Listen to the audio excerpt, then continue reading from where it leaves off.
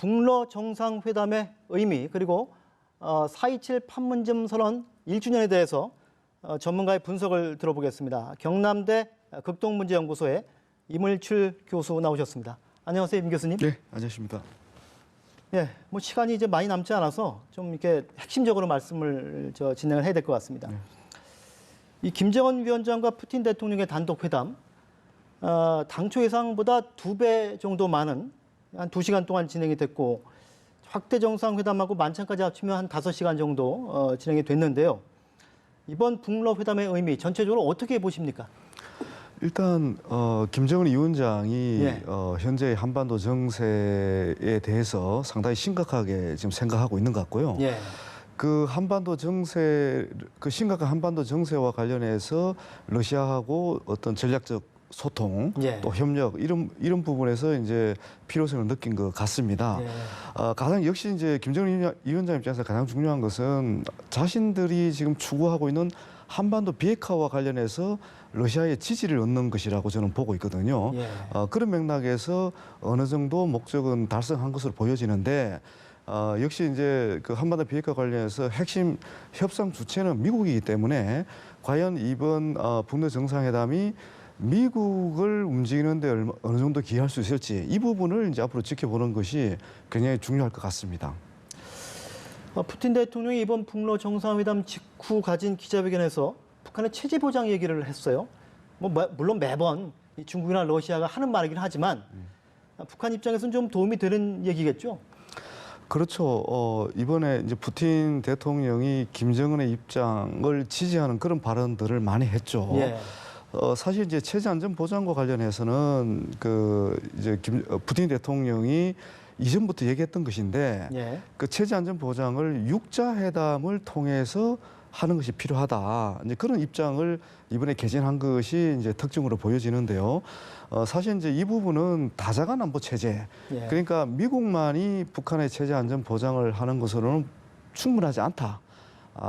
러시아도 포함하고 또 중국, 일본 이런 나라들이 다 함께 그러니까 육자회담의 당사국들이 함께 북한의 체제 안전 보장을 하는 게 중요하다. 이제 그런 부분을 재강조한 것이 좀 특징적으로 보여졌습니다.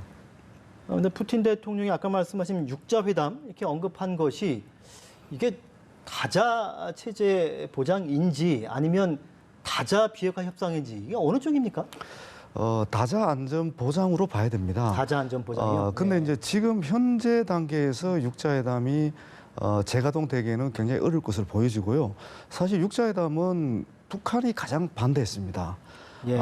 미국하고 직접적으로 핵 문제를 해결해야 된다고 해서 미국하고의 이제 양자 협상을 계속 선회해 왔고 예. 그 양자 협상이 지난해 한 차례 정상회담 또 올해 하노이에서의 정상회담 이런 식으로 연결이 되면서 사실은 북한이 원하는 방식으로 지금 진행돼 왔던 거거든요. 그런데 다시 핵 문제 해결을 위해서 육자회담 방식으로 돌아간다면 더 복잡하게 꼬일 가능성이 굉장히 높고 반드시 북한에게 유리하게 진행될 것이라는 보장이 없습니다. 예.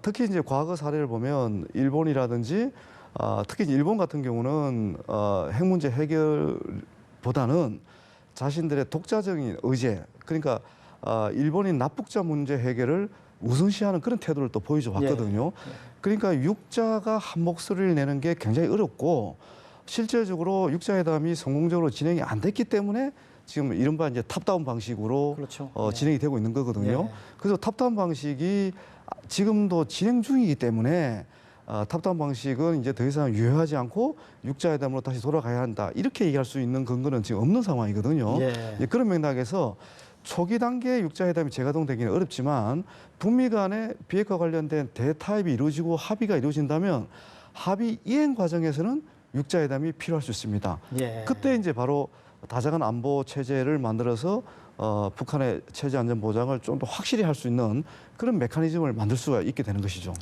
이번 북러 정상회담에서 이 가스 송유관 철도 연결 문제, 이 경제 문제도 논의가 됐어요. 근데 이게 미국과 유엔 차원의 대북 제재가 있는데 이거하고는 상관이 없는 겁니까? 상관이 있죠. 있습니까? 러시아는 가스 연결, 철도 연결을 유엔 제재가 있음에도 불구하고 계속 추진하려고 시도를 해왔습니다. 예. 근데 결국 안보리 제재에 그 벽에 부딪히게 된 거죠. 특히 러시아 같은 경우는 미국의 독자 제재를 지금 다른 이유로 받고 있고 예. 만약에 이 가스나 철도 연결을 강행할 경우 경제적 타격을 입을 가능성도 매우 높습니다. 특히 이제 미국 같은 경우는 세컨더리 보이콧이라는 강력한 제재 수단을 활용할 가능성이 매우 높기 때문에 예. 그래서 러시아 기업들이 지금까지 움직이지 않았던 것이죠. 그런데 이 합의의 이 논의나 합의의 의미는 지금 당장은 안 되더라도 푸틴 대통령과 함께 한반도 비핵화를 위한 노력을 해서 그 대북 제재 완화 환경이 만들어진다면 우선적으로 가스 연결이라든지 철도 연결 이런 사업을 하겠다는 그런 의도를 명확하게 밝힌 또는 재확인한 그런 계기가 이번 북러 정상회담이 아닌가 저는 그렇게 평가를 합니다. 예, 내일이 이제 4.27 판문점 선언 1주년이 되는 날입니다. 문재인 대통령과 김정은 위원장이 판문점 군사 분계선에서 악수를 하던 모습이 지금도 눈에 선한데요. 당시의 이 합의사항 전체적으로 지금 어떻게 이행이 되고 있다고 보세요? 현 단계에서는 약간 정체 현상을 보이고 있는 것은 맞습니다. 특히 예. 하노이 북미 2차 정상회담 이후 합의 이행이 좀 지체되고 있는데요. 그럼에도 불구하고 지난 판문점 선언이라든지 평양 선언에서 합의한 합의된 그런 사업들은 사실 상당 부분 이행된 부분도 상당히 있습니다. 예. 특히 이제 군사적 합의가 다른 분야보다 이행이 되어서 당장 이제 5월 1일부터 DMZ를 중심으로 평화 관광도 시작이 되고 또 북측 지역은 아니지만 남쪽 지역 중심으로 평화 둘레길이라고 해서 예. 일부 이 접경 지역에 이제 관광이 시작이 됩니다. 그래서 일반인들도 체감할 수 있는 그런 이제 평화의 효과를 보여주겠다는 게 이제 문재인 정부의 생각인 것 같고요. 예. 그리고 특히 이제 이 판문점 선언의 핵심이 이전과는 다른 남북 관계를 만들겠다는 거. 그게 이제 획기적인 전면적인 남북 관계 개선에 대한 부분하고 그리고 이제 우발적 충돌을 막을 수 있는 그런 안전장치를 만들 수 있는 군사적 합의 이행 부분 그런 부분들이 이제 중요한 성과를 할 수가 있고 무엇보다도 세 차례에 걸쳐 남북 간 정상이 많았습니다. 이거는 역사적으로 선례가 없는 예. 선례가 없는 부분들이죠.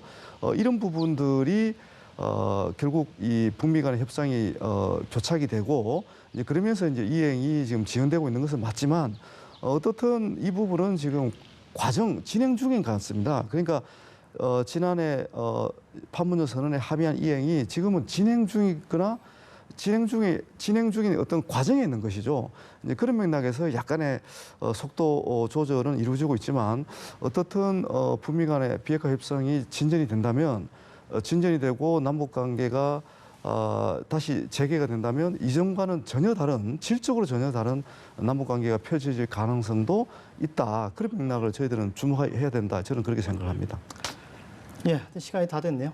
지금까지 북러 정상회담과 판문점 선언 1주년에 대해서 이물출 교수와 함께 하나하나 짚어봤습니다. 오늘 말씀 감사합니다. 예, 감사합니다.